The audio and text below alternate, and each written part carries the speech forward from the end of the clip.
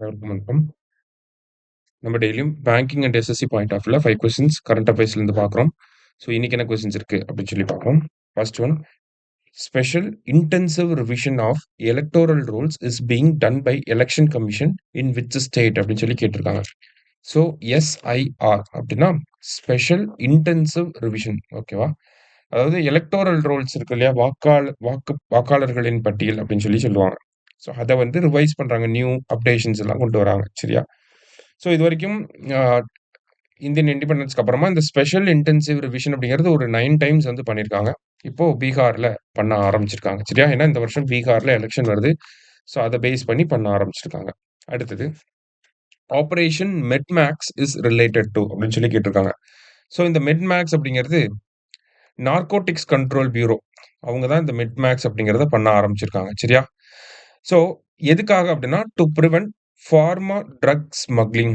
So மருந்து பொருட்களை வந்து ஸ்மகிள் பண்றாங்க இல்லையா, அதை ப்ரிவென்ட் பண்ணணும் அப்படிங்கிறதுக்காக இந்த ஆபரேஷன் மெட்மேக்ஸ் அப்படிங்கிறத பண்ண ஆரம்பிச்சிருக்காங்க.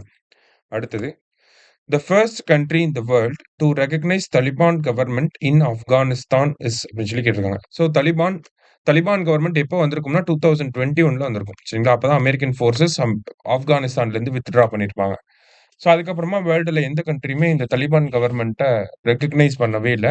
ஃபர்ஸ்ட் டைமா இப்போ ரஷ்யா வந்து அதை ரெகக்னைஸ் பண்ணியிருக்காங்க. சரியா? அடுத்தது, which of the following country has become the first country to accept India's UPI in Caribbean region அப்படின்னு சொல்லி கேட்டிருக்காங்க. ஸோ இந்தியாவோட யூபிஐயை அக்செப்ட் பண்ணது ஒரு 7 கண்ட்ரிஸ் இது வரைக்கும். சரிங்களா? யாரெல்லாம் அப்படின்னு சொல்லி பார்த்தீங்கன்னா, ஃபர்ஸ்ட் வந்து பூட்டான், அடுத்தது வந்து பிரான்ஸ், அடுத்ததா பார்த்தீங்கன்னா நமக்கு மால்தீவ்ஸ், அடுத்தது நேபாள்,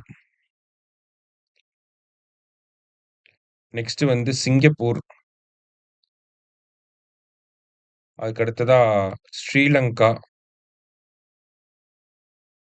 7th வந்து யுஏஇ. இப்போ 8th கண்ட்ரியா யார் வந்திருக்காங்க அப்படின்னா ட்ரினிடாட். ஓகேவா? ட்ரினிடாட் வந்து அக்செப்ட் பண்ணியிருக்காங்க. அடுத்ததா, who among the following is India's first women fighter pilot அப்படின்னு சொல்லி கேட்டிருக்காங்க. Indian navy's first women fighter pilot அப்படின்னு சொல்லி கேட்டிருக்காங்க. இந்தியா நேவியில ஃபர்ஸ்ட் விமன் ஃபைட்டர் பைலட் யாருன்னா ஆஸ்தா பூனியா. சரியா?